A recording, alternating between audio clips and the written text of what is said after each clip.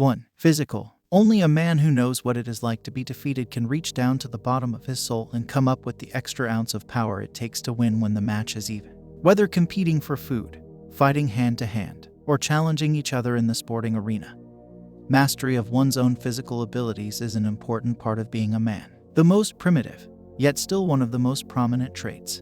A man's physical capability affects everything from self-preservation to mating preferences. The health and virility of a male make him an appealing candidate for partnership with the opposite sex, while his strength and stature still prove to be influential factors in both the social and business world. 2. Functional. Happy the man who returns, experienced and knowledgeable, to spend the rest of his life among his family. Throughout time, a man's ability and desire to provide for those that depend on him has been central to his masculinity. While utilizing a combination of physical ability, wit, savvy, and ambition to succeed, his role as the breadwinner is what drives a man to achieve. No matter the geographic location or social situation, men work primarily to feed and create an environment of comfort for their wives and family. This is the commonly accepted role of the man within the social system and proves a formidable challenge that every man must accept. 3. Sexual. When it comes to partnership, the man is perceived to be the less affected of the genders.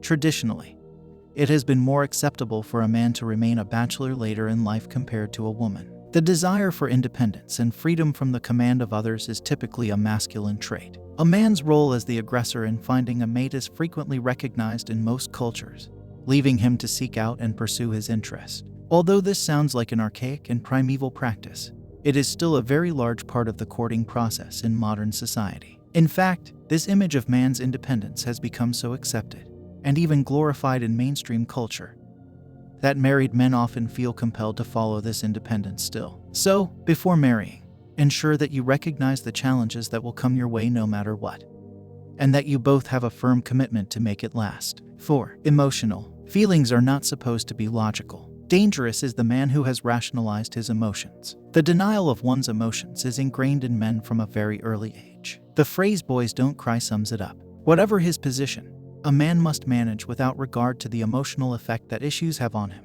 The ability to suppress personal feelings enables men to maintain an objective view of the circumstance and carry on. A man is then able to make rational decisions, whether in a situation as small as an interpersonal debate or as catastrophic as a bloody battlefield. That said, it is necessary and healthy for men to have someone that they can confide in, a mentor, a brother, a friend, and let the old guard down once in a while so that stress isn't bottled up to the point of exploding. 5. Intellectual. To me, being an intellectual doesn't mean knowing about intellectual issues.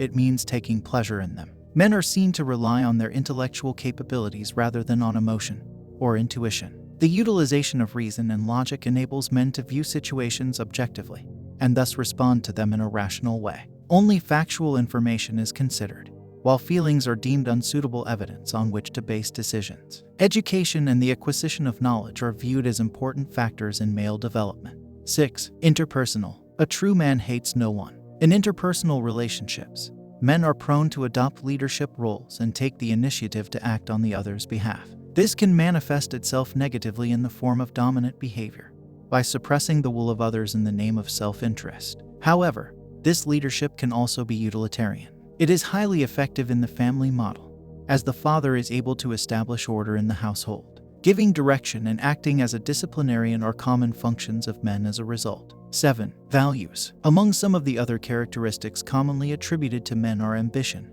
pride, honor, competitiveness, and a sense of adventure. These are not necessarily the attributes possessed by the perfect man.